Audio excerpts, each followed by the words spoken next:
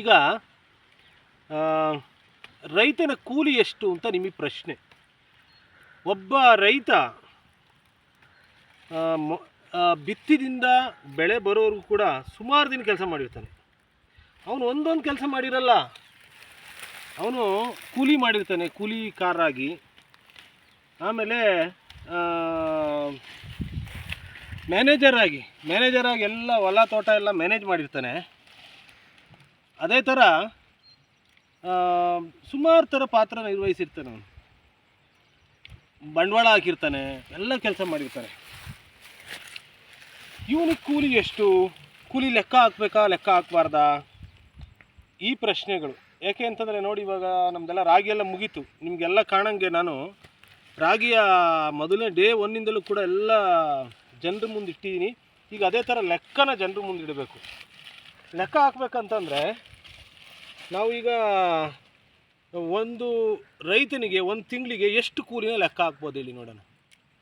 ಯಾಕೆ ಅಂತಂದರೆ ಒಬ್ಬ ಟೀಚರು, ಮೇಷ್ಟ್ರು ಒಂದು 60,000 ಸಂಬಳ ತಗೊಂತಾರೆ. ಪ್ರೊಫೆಸರು 2 ಲಕ್ಷ 3 ಲಕ್ಷ ಸಂಬಳ ತಗೊಂತಾರೆ. ಒಬ್ಬ DC ಅವ್ರಿಗೂ ಒಂದು 2-3 ಲಕ್ಷ ಸಂಬಳ ಇರುತ್ತೆ. ಕೂಲಿಕಾರರು ಅವ್ರಿಗೂ ಕೂಡ ಒಂದು ದಿನಕ್ಕೆ 600 ರೂಪಾಯಿ ಕೊಡ್ತೀವಿ.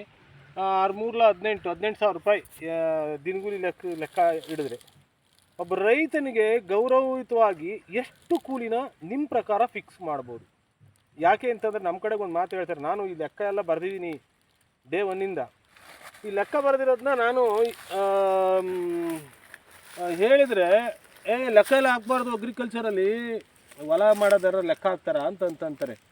ಯಾಕೆ ಅಂದರೆ ಯಾರೋ ಶೆಟ್ರು ಇದ್ರಂತೆ, ಆ ಶೆಟ್ರು ಜಿಗಣೆ ಮ್ಯಾಲೆ ಬಂದೈತೆ ಅಂತ ಆರಂಭ ಬಿಟ್ಟರು ಅಂತ ಒಂದು ಮಾತಿದೆ.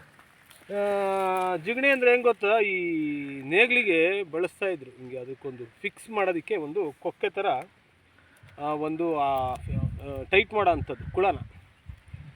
ಅದ್ರದ್ದು ದುಡ್ಡು ಆರಂಭ ಎಲ್ಲ ಅಲ್ಲಿಗೆ ಈಕ್ವಲ್ ಆಗಿ ಅದ್ರ ದುಡ್ಡು ಲಾಸ್ ಆಯ್ತಂತೆ. ಅಷ್ಟು ಸಣ್ಣ ಲಾಸ್ ಬಂದಿದ್ದಕ್ಕೆ ಶೆಟ್ರು ಆರಂಭ ಮಾಡಲಿಲ್ಲ ಅಂತ ಹೇಳ್ತಾರೆ. ಸೊ ಹಂಗಾಗಿ ನಾವು ಲಾಭ ನಷ್ಟ ಲೆಕ್ಕ ಹಾಕ್ಬೇಕಾ, ಲೆಕ್ಕ ಹಾಕ್ಬಾರ್ದಾ?